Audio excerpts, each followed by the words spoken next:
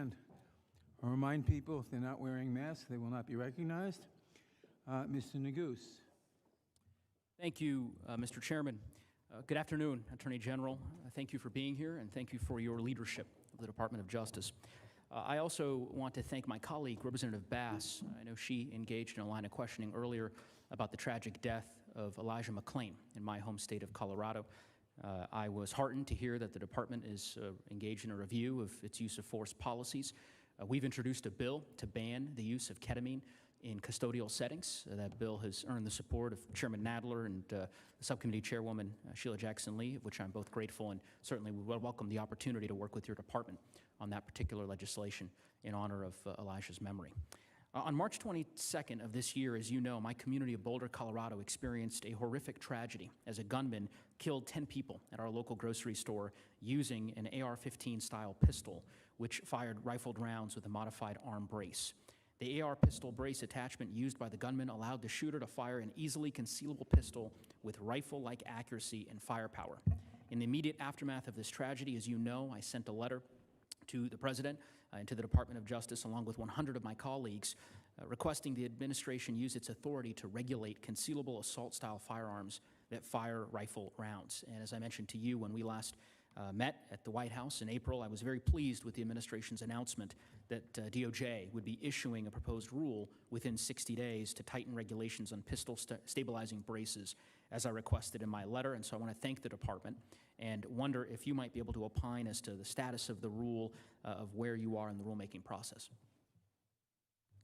Well, I believe that we're still in the rulemaking process. I can't remember whether the comment period has closed or not, but you know, as part of the Administrative Procedure Act, as you know, we have to go through a rulemaking procedure, and that's what's going on here to prevent the pistols from being used as short-barreled rifles, which are prohibited.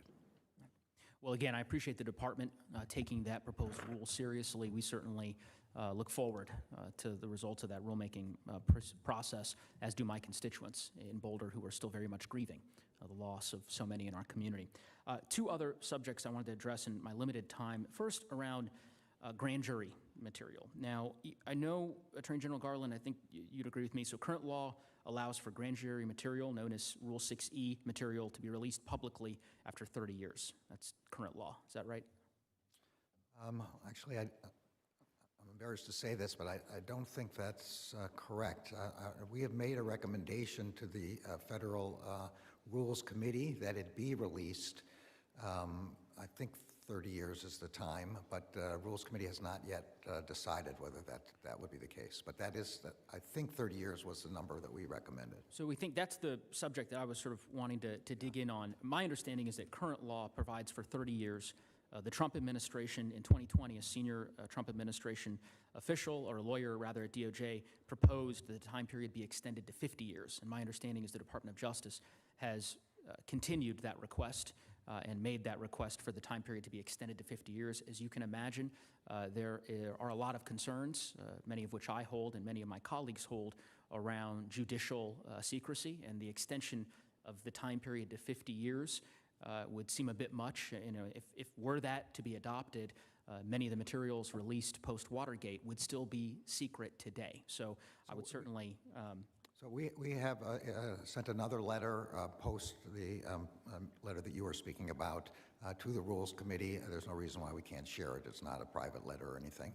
And it went back, I think, even a shorter period than the Holder letter originally was. So I'll ask my staff to get that for you. Well, that's terrific to hear. So thank you, Attorney General. Thank you to the department for making that change. And I think that that is going to allay many of the concerns that folks had, certainly mine. So I appreciate the Department of Justice doing that. Finally, last question. National Substance Abuse Prevention is this month. I know my colleague from Florida, Representative Deutsch, asked you a couple of questions with respect to the opioid epidemic that is pervasive across our country, including in my state in Colorado, where on average 2 Coloradans are dying a day from opioid overdoses. The department has worked with us on a bill that we introduced, the Preventing Youth Substance Abuse Act, and I want to thank DOJ for their partnership in that regard. And just wanted to give you an opportunity before the hearing concludes here this afternoon to add anything else further you'd like to add with respect to your answer to Representative Deutsch about the department's work to address this epidemic. And I think there's bipartisan interest in the Congress in partnering with your department to ensure that those solutions are applied broadly across the country, including in my state of Colorado. So this is a terrible epidemic. I went to the U.S. Attorney's offices all across California, also in Tucson, to find out what's happening with respect to the importation of this fentanyl. It is, I would say, our most number one concern now, because these pills are something like 4 out of 10 pills. It's like playing Russian roulette. If you take one of those, you die. And the kids who are taking those have no idea that that's what's happening. Sometimes they think there's something else that they're buying rather than those. These are, they use precursors coming from the People's Republic of China, coming into Mexico. Then they are pressed into pill form in Mexico and then transmitted across the border. The CBP is doing an extremely good job of checking the trucks and checking the cars for this material, but it is an overwhelming problem run by the cartels. And the DEA is working extremely hard on this matter. When I was in Mexico City, I raised, with respect to the high-level security talks that we recently had with their security ministers, secretaries, I raised precisely this issue. The gentleman's time has expired. Ms. Spartz. Thank you, Mr. Chairman, Mr. Attorney General. As someone who was born in the Soviet Union, I am disturbed, very disturbed, by the use of the Department of Justice as a political tool and its power as a police state to suppress lawful public discourse. The FBI is starting to resemble old KGB with secret warrantless surveillance, wiretapping, and intimidation of citizens. School board lead is the latest example. It's interesting that during the Soviet era, the United States criticized use of the domestic terrorism concept in the USSR as a tool to suppress free speech and political dissent. In your recent statement opposing the Texas anti-abortion law, you said, "It is the foremost responsibility of the Department of Justice to defend the Constitution." Do you plan to defend the Second Amendment rights, which are explicitly protected by our Constitution, as vigorously as you do abortion rights? Please, yes or no? Yes. Do you believe recent Inspector General FISA report citing widespread and material non-compliance by the FBI with proper due process for surveillance of U.S. citizens is a violation of the Fourth Amendment? I think it's a violation of the FISA Act by itself without even having to get to the Constitution. And we take this extraordinarily seriously. That's why we have an Inspector General. That's why our National Security Division reviews what the FBI does with respect to FISA. And I know that the FBI director takes this very seriously as well, and they have made major fixes to their practices so this won't occur again. And this is constantly being audited and reviewed by our National Security Division. I take this very seriously, and I agree we have to be extremely careful about surveillance of American citizens, only as appropriate under the statute. Right. Potential of Fourth and Fifth Amendment could be violated if you have material and widespread, as the report says. In your June 15 remarks on domestic terrorism, you said that nearly every day you get a briefing from the FBI director and his team. How often do you discuss FISA violations in your briefings? Sorry, I didn't hear the... How often do you discuss these FISA violations when you get your nearly daily briefings with the FBI? So there's a quarterly review by that the intelligence community and the National Security Division submits to the intelligence committees with respect to FISA reviews. And I always review those. I meet with the National Security Division relatively routinely to discuss how that's going. So it's not every morning, but this review of violations of FISA and our efforts to make sure that it doesn't happen again is pretty frequent. So it seems like we still get material and widespread. Every report we have material material, not on non-material, and widespread violation. But talking about another topic, I went to the border 3 times and recently visited air base in Qatar and Camp Atterbury in Indiana, housing Afghanistan evacuees. And based on what I've seen, I have some questions and significant national security concerns. Former Border Patrol Chief Rodney Scott recently said that the open border poses a real terror threat. Do you agree with the Border Patrol Chief or Secretary Mayorkas, who recently said that the border is no less secure than before? If you're asking about terrorism traveling across the border, I'm concerned about that across all of our borders. This has been a continuing concern. But do you agree with that, Border Patrol Chief, that what's happening right now is make us less secure and have a real, increased terror threat? I believe that the combination of the intelligence community and the FBI are working very hard to make sure that people crossing the border do not constitute a terrorist threat. But we have to always be worried about the possibility, and we are ever vigilant on that subject. Can you reassure the American people that you will be able to protect our country from a terrorist attack that may result from this lawlessness at the border or the Afghanistan debacle? I can assure the American people that the FBI is working every day to do the best it possibly can to protect the American people from terrorism from whatever direction it comes, whether it comes from Afghanistan or any other direction. But do you have any specific actions and plans that you're doing in light of what's happening right now in the border? Do you have a specific strategy that you're working directly with in considering current situation? I'm sorry, I didn't mean to talk over. Yeah, considering current situation on the border, do you take any specific actions at the border? Well, with respect to the first part of your question about Afghanistan, the FBI is participating along with Homeland Security in vetting the refugees who have landed in various locations, Qatar, Kosovo, Ramstein Air Base, and then in bases in the United States. So they're doing everything they can to vet for those purposes. With respect to crossing of the border, this is a combination of the intelligence community outside of our intelligence community getting information about who might be trying to cross. So you can reassure American people and say yes? Gentlelady's time has expired. Ms. McBath?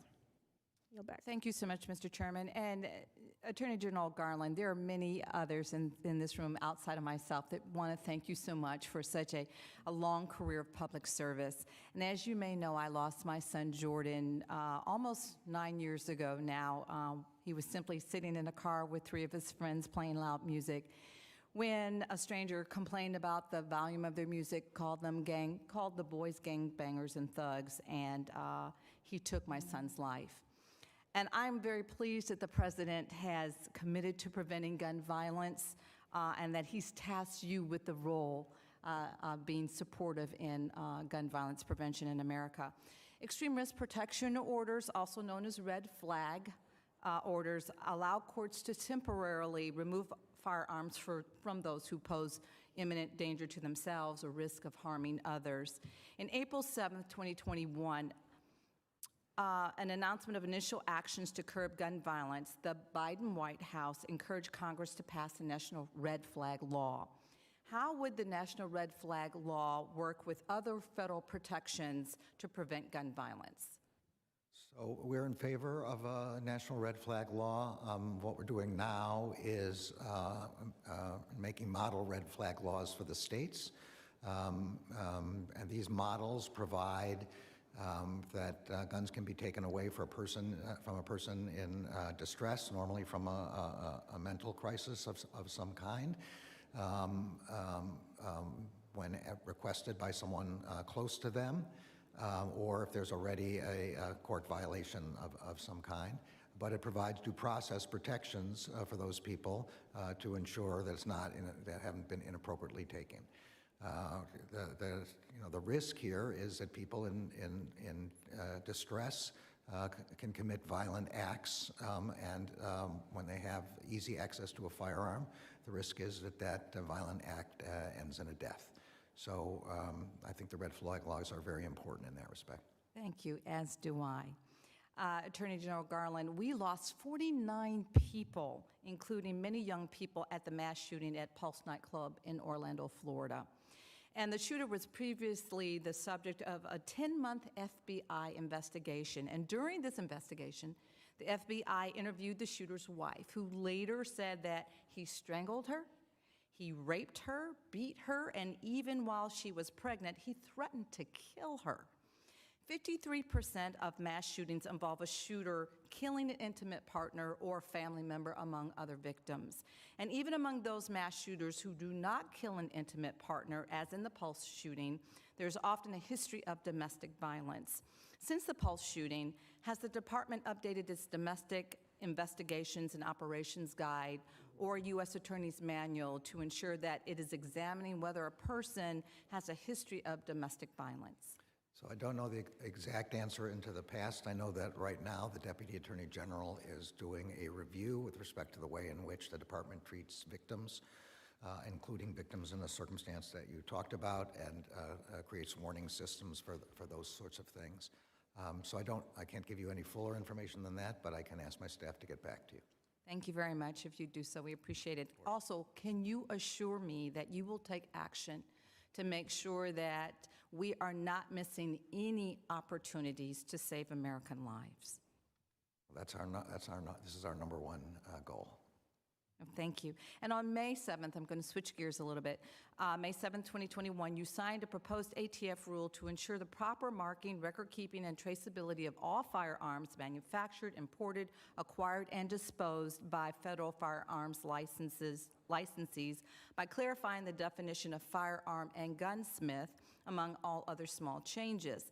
How will this new definition help reduce the sale of ghost guns and increase background checks prior to their purchases?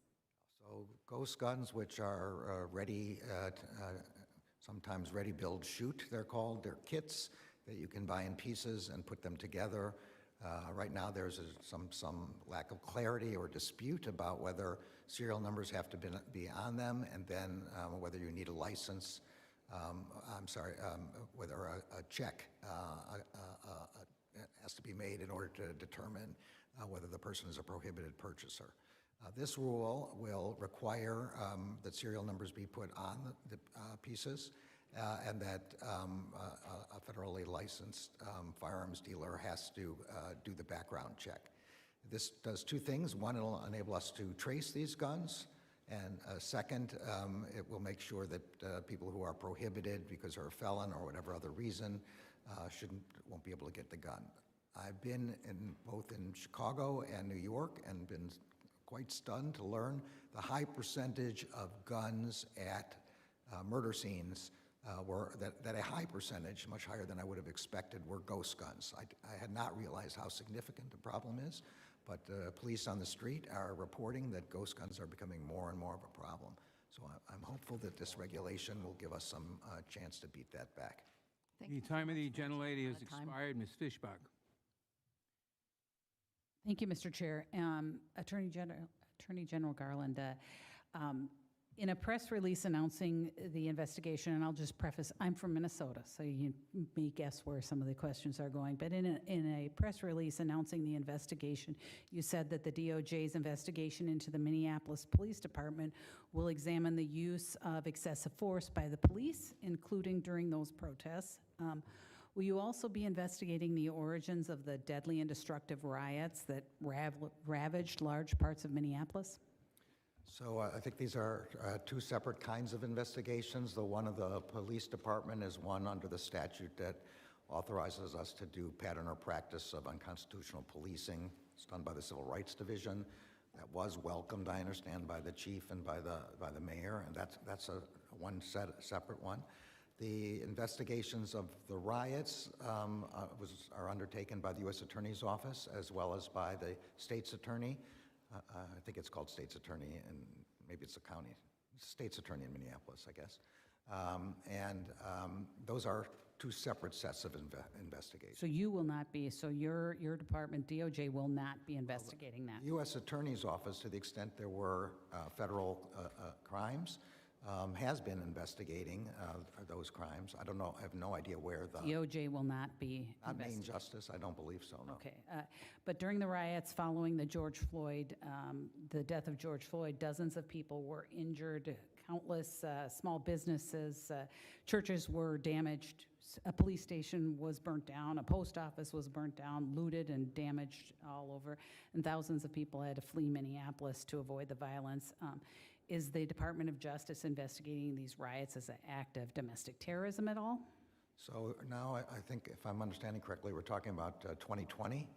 After the death of George Floyd? Yes, and that investigation, I think, that was ordered by the previous Attorney General, and I don't know whether that is concluded. I believe, I don't know whether there are any ongoing investigations anymore from that investigation, except for the charges that were made at the time, and those cases are being followed, obviously.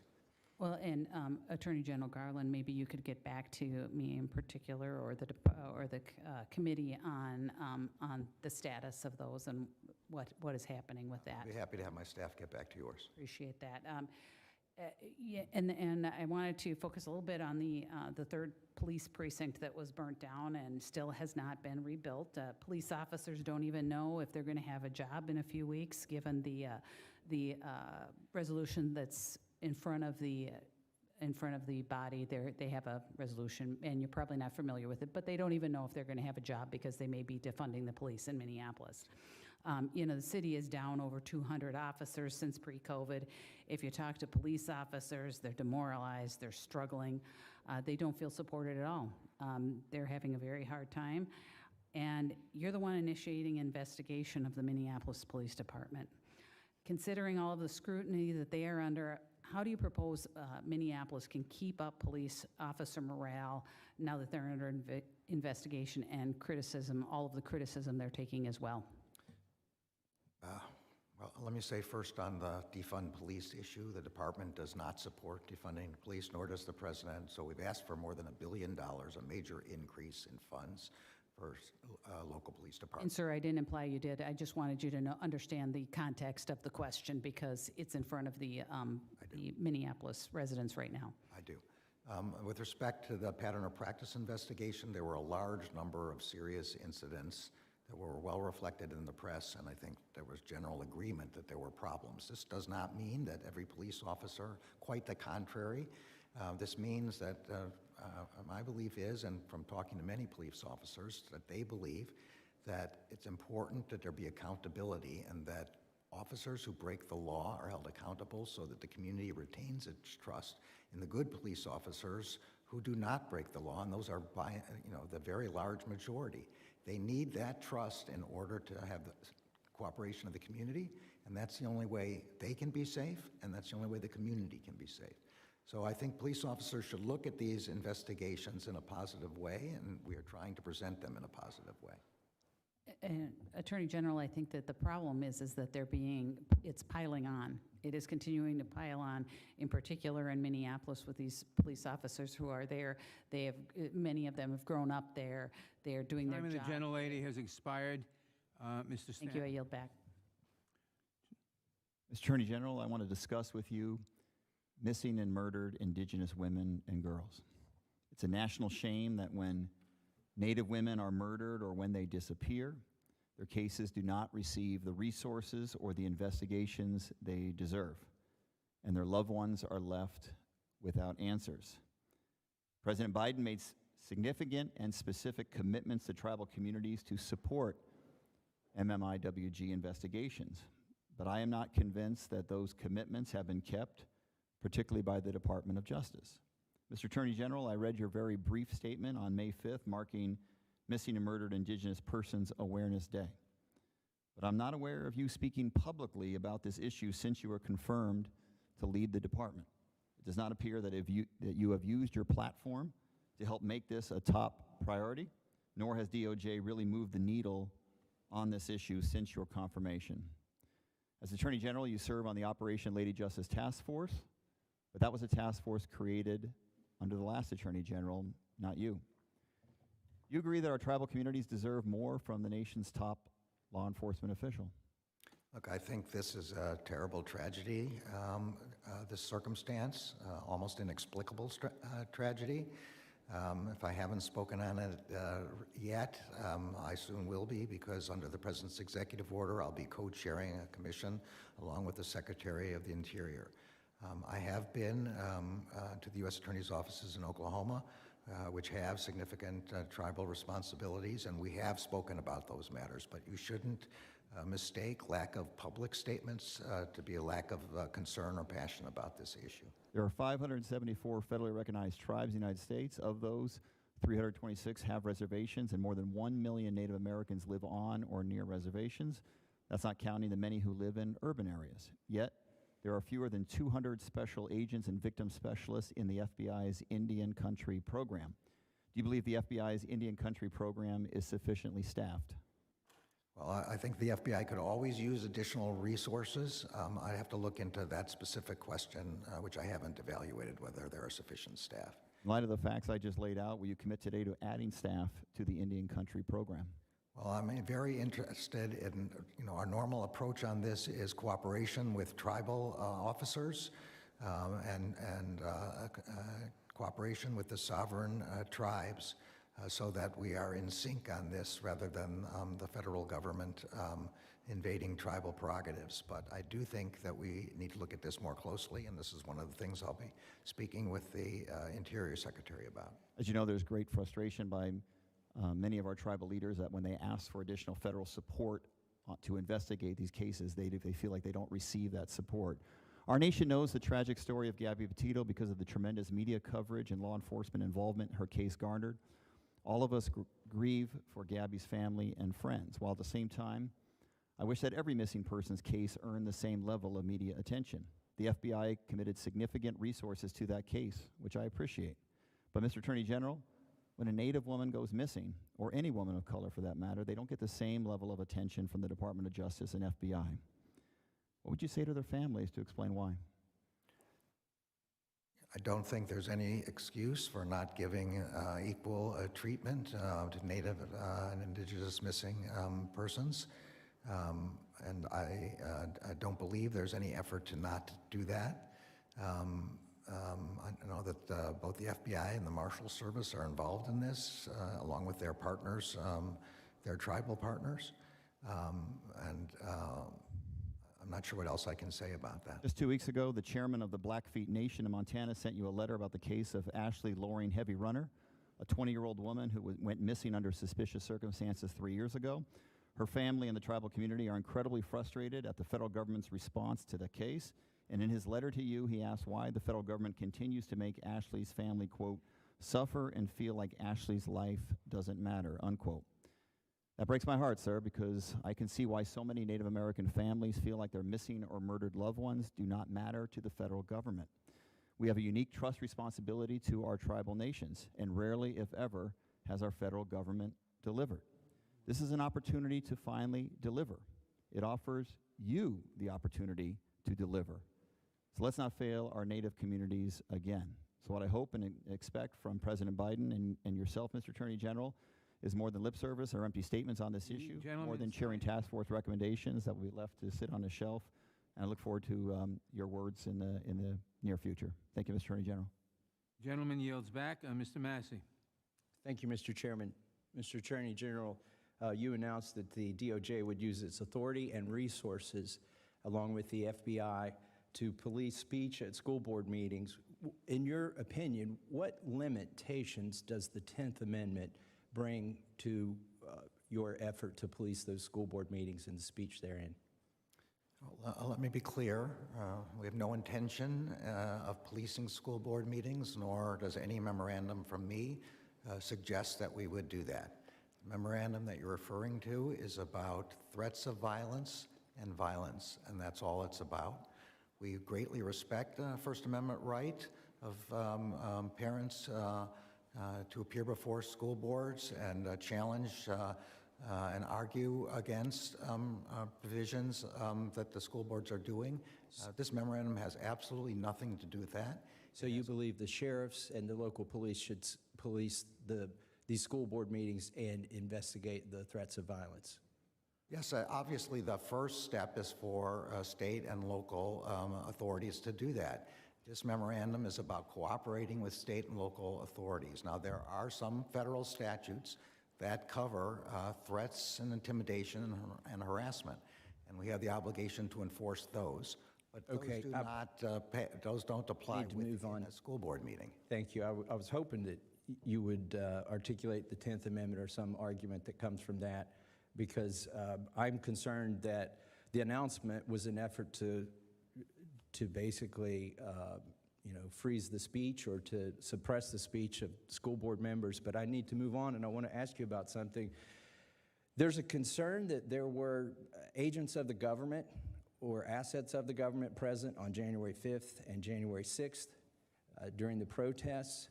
And I've got some pictures that I want to show you, if my staff could bring those to you.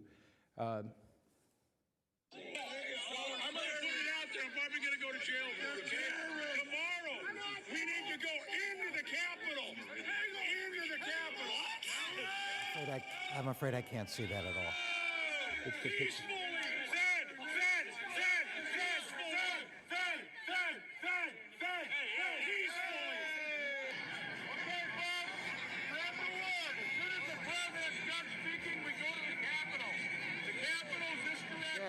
Is that a approved video?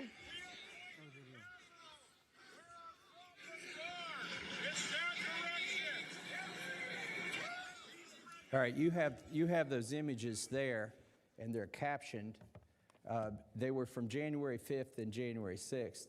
As far as we can determine, the individual who was saying he'll probably go to jail, he'll probably be arrested, but but they need to go into the Capitol the next day, is then the next day directing people to the Capitol. And as far as we can find, this individual has not been charged with anything. You said this is one of the most sweeping investigations in the history. Have you seen that video or those frames from that video? So as I said at the outset, one of the norms of the Justice Department is to not comment on impending investigations, and particularly not to comment about particular scenes or particular individuals. Okay, I was hoping today to give you an opportunity to put to rest the concerns that people have that there were federal agents or assets of the federal government present on January 5th and January 6th. Can you tell us, without talking about particular incidents or particular videos, how many agents or assets of the federal government were present on January 6th, whether they agitated to go into the Capitol, and if any of them did? So I'm not going to violate this norm of the rule of law. I'm not going to comment on an investigation that's ongoing. Let me ask you about the vaccine mandate at the DOJ. Is it true that employees of the DOJ can apply for a religious exemption? The mandate, as I understand it, is a mandate which allows exceptions provided by law. So, Religious Freedom Restoration Act is a provision of law. So the religious exemption has a basis in the Constitution, and so that's required to be constitutional. Can you tell me if anybody's been granted a religious exemption? I don't know. So I believe that it's fraud. In fact, fraud to tell people that you're going to preserve their constitutional religious accommodations by telling they can apply for an exemption and then not allowing any of those exemptions. And I'm sad to see that you can't tell us that anybody's been granted an exemption. Ms. Dean. Thank you, Mr. Chairman. Welcome, Attorney General Garland. Thank you for your service to our country. I'd like to try to get to three important areas. Number one, let me follow up on some of the questions we've had around guns, in particular ghost guns.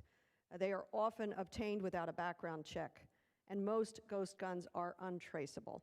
These weapons are incredibly attractive to criminals, increasingly common, and should concern us all.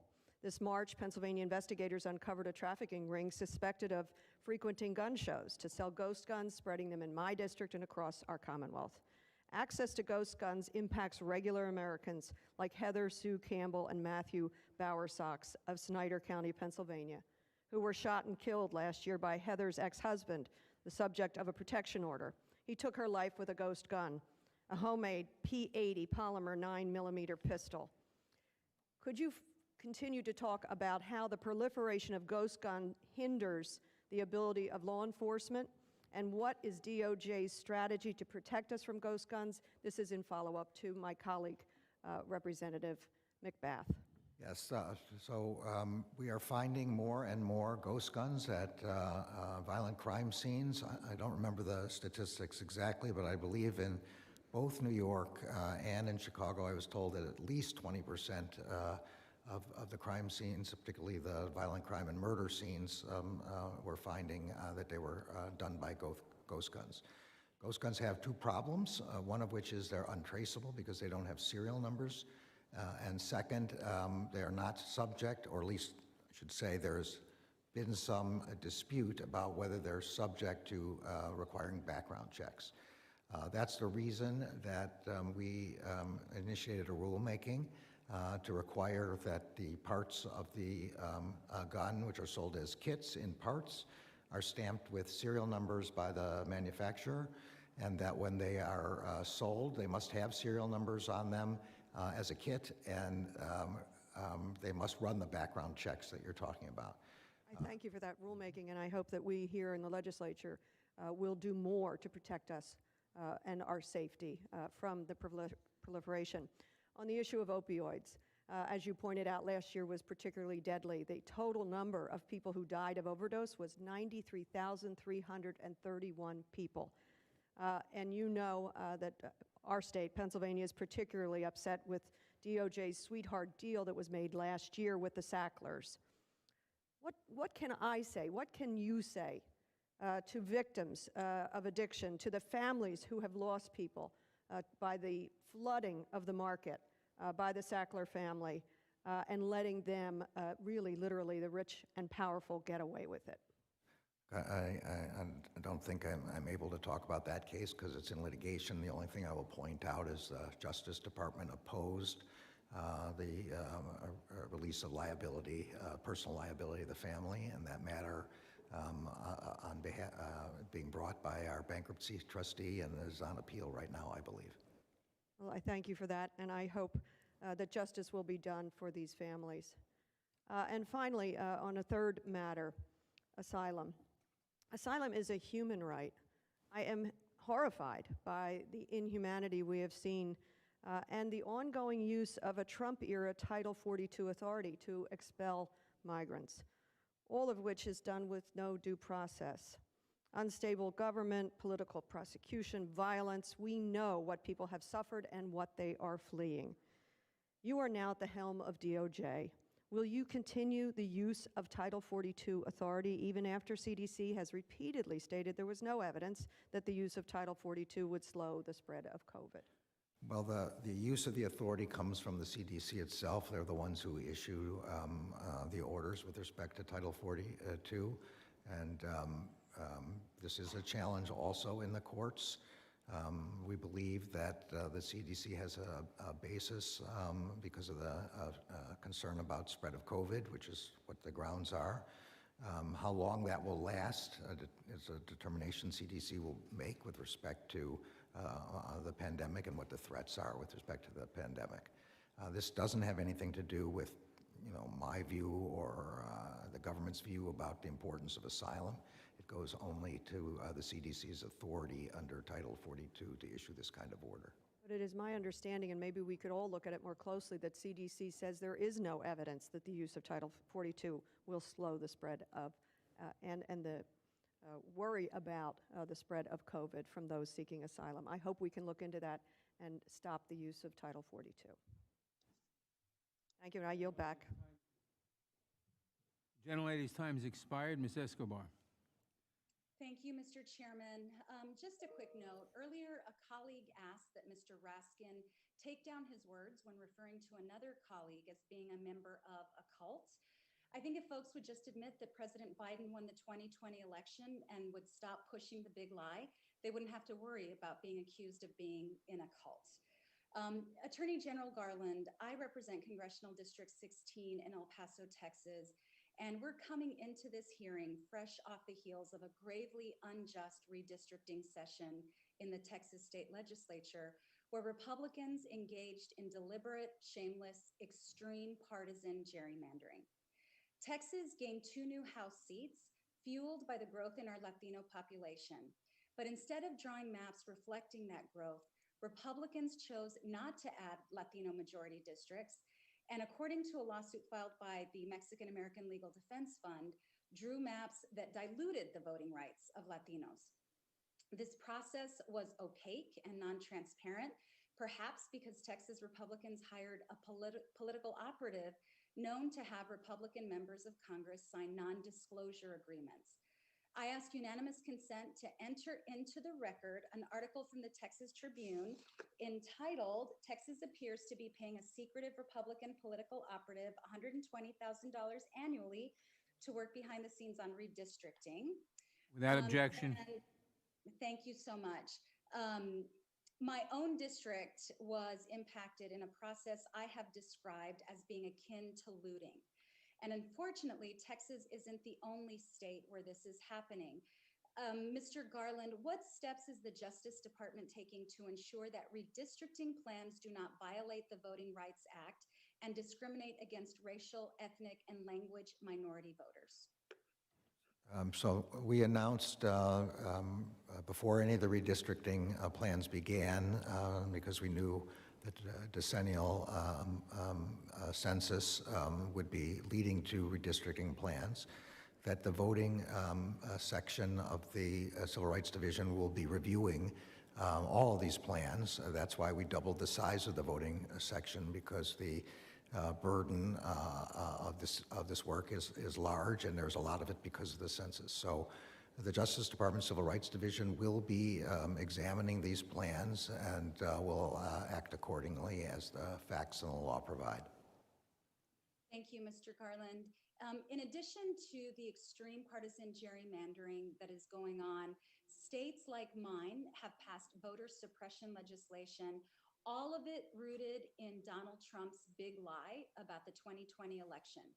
In light of these numerous state laws that pass that restrict access to the ballot box, how at risk are minority voters from being disenfranchised in elections over the coming years? And what will the department do to confront those risks? So Justice Department has authority under the Voting Rights Act to prevent changes in practices and procedures with respect to voting that are discriminatory in the ways that you describe.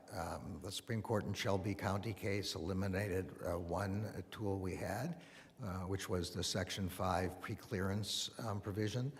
So what we have now is Section 2, which allows us to make these determinations on a case-by-case basis with respect to discriminatory intent and discriminatory effect. The voting rights section is reviewing the changes that are made as they are being made and after they are being made. We have filed one lawsuit already in that respect, and the investigations are continuing. I can't talk about any particular state, though.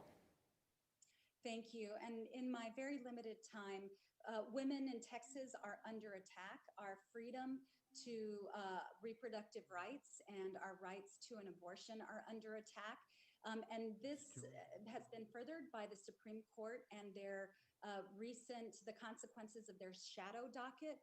In your opinion, what are some of the practical consequences of the court's decision denying stay in the case, the Texas case, via the process informally known as the shadow docket? You've got about 20 seconds. I'm so sorry. All right. Well, most of what I'm about to say is reflected in the briefs that we just filed with the Supreme Court the other day, asking them to take this case. What we're particularly concerned about is the inability of anybody to challenge what is a clear violation of the Supreme Court's precedent with respect to the right to abortion. Because of the way the law is structured. And we can't have a system in which constitutional rights evade judicial review, whether it's about abortion or any other right. And I think I'll leave it with our briefs, which were just filed and which explicate what I just said in greater detail, and I'm sure with greater style. Thank you so much. Mr. Chairman, I yield back. Gentlelady yields back. Mr. Jones. Thank you, Mr. Chairman. I wish that rather than trying to redefine the words domestic terrorism, my Republican colleagues would simply instruct their supporters to stop engaging in it. Mr. Attorney General, thank you for your testimony today.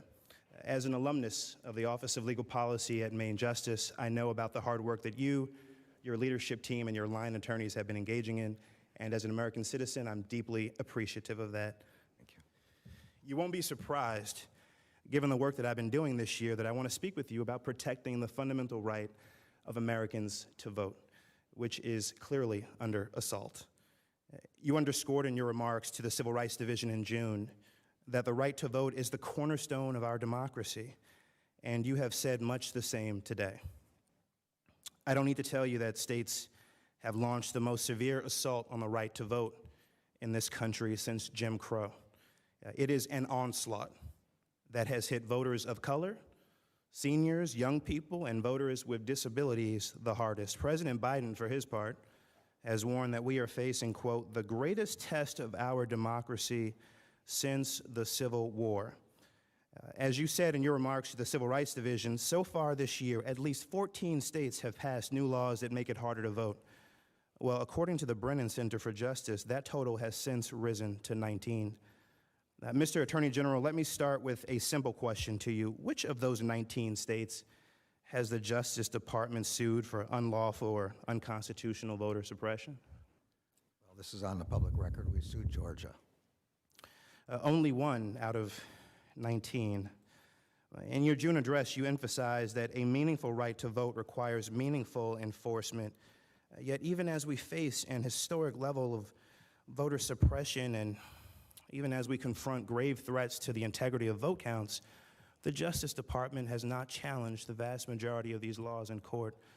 Would you say that bringing one case against state voter suppression is meaningful enforcement? I think we have to prevent discriminatory violations of the Voting Rights Act wherever they occur and in as many states as they occur. But these investigations under Section 2 are very record intensive and very labor intensive. And voting rights, the voting section of the Civil Rights Division is extremely devoted to making those kind of analysis, but we have to do each case one by one because of the elimination of Section 5. That is what the Civil Rights Division under our new Assistant Attorney General, Kristen Clark, is doing. And I have great confidence in her and in the division. I have great confidence in Kristen Clark and yourself as well. You mentioned that Section 5 has been hampered. Of course, it's been hampered in that Shelby v. Holder decision in 2013. You also mentioned earlier today that you are supportive of the John Lewis Voting Rights Act, and I appreciate that. I think it is part of the democracy-saving legislation that the Senate must pass. Are you familiar with the Freedom to Vote Act, the revised version of the For the People Act? I know what it is, and I know some provisions, but to be honest, I don't know every provision. Okay. Well, I would submit that we need to pass that in the Senate as well, given the democracy-saving provisions that are contained therein. It is long past time for the Senate to pass both of these pieces of legislation. And as we learned yesterday, unfortunately, the filibuster, a Senate rule that entrenched Jim Crow for decades, is the last obstacle in the way. I am convinced, as you have said and written before and reiterated in your testimony today, that the Justice Department needs new tools to fully protect our democracy. And as we learned yesterday, the filibuster, a rule crucial to entrenching Jim Crow, is the last obstacle. If presented with a choice between reforming the filibuster and protecting the right to vote, or protecting the filibuster and allowing voter suppression to continue, which would you choose, Mr. Attorney General? Look, I think the right to vote is absolutely essential, and it is, as I've said repeatedly and as you quoted, a cornerstone of democracy. The question of the House rules are a question for the House. I'm very mindful of the separation of powers, that this is a judgment for the members of the House to determine and not for the executive branch. And of course, the filibuster is a Senate rule. I'm sorry, the Senate. It's fine, I understood. My bad. Mr. Attorney General, as an alumnus of the Justice Department and as an American, I'm grateful for your work. But if we do not reform the filibuster and act now to protect the right to vote, the same white nationalists who incite violent insurrections at the Capitol, and lie about the efficacy of masks and vaccines are going to disenfranchise their way back into power. Please take that message back to the President of the United States when you have a conversation with him, hopefully, about the filibuster and what he can do to help us here and to protect American democracy, which is in grave peril. The gentleman's time has expired. I'll recognize Mr. Roy for the purpose of a UC request. I appreciate that, Mr. Chairman. I have a document from an organization, Parents Defending Education, in which they had sought a FOIA request from the National School Board Association, and we've got the email exchanges from that I would like to insert into the record, in which the interim director discusses on an email on September 29th the talks over the last several weeks with White House staff, quote unquote, explaining the coordination with the White House. So I'd like to insert that in the record. Thank you, Mr. Chairman. Ms. Ross is recognized. Thank you, Mr. Chairman, and Attorney General Garland, thank you so much for being with us today. I also want to thank you for mentioning the work of the Department of Justice with respect to the Colonial Pipeline in your opening remarks. And I want to begin with a few questions about cybersecurity. As you know, ransomware attacks are a significant concern throughout the country, but particularly in my district in North Carolina. In May, the Colonial Pipeline attack left nearly 3/4 of Raleigh, North Carolina gas stations simply without fuel. And as you also know, the Colonial Pipeline paid a ransom demanded by the hackers in order to unlock their systems and resume operations. While the DOJ's recently launched Ransomware and Digital Extortion Task Force was eventually able to recoup some of the money paid by Colonial Pipeline, victims are often left to negotiate with attackers to recover the systems without any federal help. And so I'd like for you to share why DOJ chose to be more aggressive in the Colonial Pipeline situation, and what are the factors that would lead DOJ to get involved directly in a ransomware case? Well, I don't want to go too far out on a limb on this, but I think DOJ would like to be involved in every ransomware case if we have the resources. The problem is generally not all victims of ransomware tell us. Not all victims tell us before they make ransom payments. If victims would tell us before, we would have a good opportunity possibly to be able to recover. We would have some opportunity to be able to help between the FBI and the computer section of the Justice Department and the computer section at the Department of Homeland Security. We are willing and able to deal with victims of ransomware, including doing negotiations if necessary. So I think this is really more of a question of getting cooperation from the victims who, and I mean no disrespect to the victims, but they're not always willing to tell us in advance. And I think it would be very helpful if we were told in advance. And would it also be helpful if you had reporting on what victims had paid in ransomware in a larger registry? I've introduced legislation. There's companion Senate legislation on this. The more information we can find out about who's demanding the ransoms, what victims are paying, how they're paying, what kind of wallets they're paying them into, what kind of cyber or crypto wallets they're being asked to pay them into. All of those things help us understand the ecosystem. So the more information we have, the better. Thank you for those responses. I'm going to switch to the ERA and women's rights. And today marks the 50th anniversary of the Equal Rights Amendment and its passage in the House of Representatives. Since the bill passed the House in 1971, 38 states have ratified the ERA, meeting the constitutional requirement necessary to certify and publish the ERA as the 28th Amendment to the Constitution. But under the Trump administration, the DOJ's Office of Legal Counsel issued an opinion blocking the Archivists of the United States from certifying the amendment, even if Congress extends the deadline. As you know, women continue to face obstacles to their equality in pay, in childcare, in the criminal justice system. And scholars at the ERA project at Columbia Law School have released a new analysis arguing that the memo should be withdrawn because it rests on erroneous interpretations of legal precedent and directly contradicts previous IOLC opinions. Attorney General Garland, it's common practice for the DOJ to review prior legal opinions and withdraw those that are not legally sound. Will you commit today to closely examine the OLC memo, and if you agree with these legal scholars that it is flawed, rescind this memo so that gender equality can be enshrined in the Constitution? Well, I will certainly, I think the first step is to find out what OLC is doing in this respect.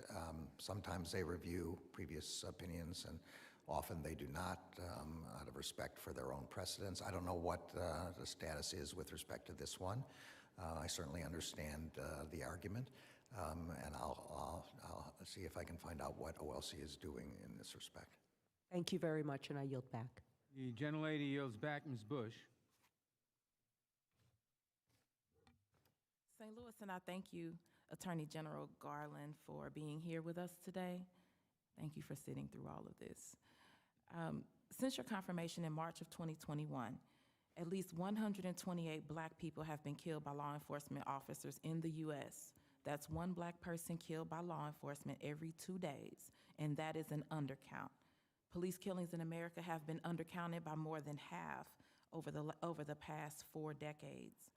Attorney General Garland, as the people's attorney, do you think that law enforcement officials are above the law? No one is above the law. I completely agree. And let's see how well that's going. Are you aware that Black and brown people are disproportionately stopped, searched, and arrested by police, often for minor infractions? I've certainly read that, and I'm not surprised to learn it. Thank you. Are you aware that according to the FBI, white nationalists have infiltrated rank-and-file police departments? I'm not sure I know the specific reference that you said about the FBI. I know that there are problems in some police departments with respect to domestic violent extremists being in the ranks, and I know that many police departments are trying to make sure that that's not the case. But I'm not sure I know the reference that you're talking about. Okay. I would like to seek unanimous consent to enter this report from the Brennan Center 2020 report detailing white supremacy in police forces. Without objection. Thank you. Are you aware that from the statistics we do have, we know that Black people are killed by police at 3 times the rate of white people? Again, I don't know the actual statistic, but I wouldn't be surprised if that were the case, and I'm happy to accept, your representation. Thank you. Again, I ask to seek unanimous consent to introduce a Harvard School of Public Health report on fatal police encounters into the record. Without objection. Thank you. In light of these realities, do you believe that systemic racism exists in law enforcement agencies? So I think racism exists in a number of areas of our society, and the purpose, for example, of these pattern or practice investigations that we do is to make sure that there is not a pattern or practice of unconstitutional policing. That's the job of the Civil Rights Division, to look at these matters, to take into account complaints in this area, and to investigate them. The department requested $1 billion in federal funding for law enforcement agencies in fiscal year 2022, an increase from last year. We are rewarding police departments rather than holding them accountable for racist practices. The department has a powerful tool at its disposal. Title VI of the Civil Rights Act mandates that recipients of federal funds do not discriminate, and it makes clear that if they do, they are ineligible for federal funding. I am happy to see that the department is undergoing a 90-day review of Title VI. Given the structural racism in law enforcement agencies that you have acknowledged, will you commit today to withholding funds to law enforcement agencies that discriminate in violation of Title VI? So as you correctly point out, our Associate Attorney General and Deputy Attorney General are doing a review of Title VI and how it should be applied to our grants.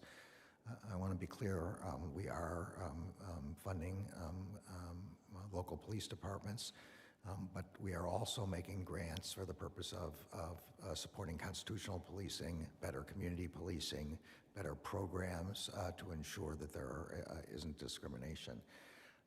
I think that there are many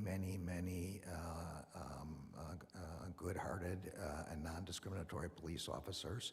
We have to support them and root out the ones who violate the law. That's our job.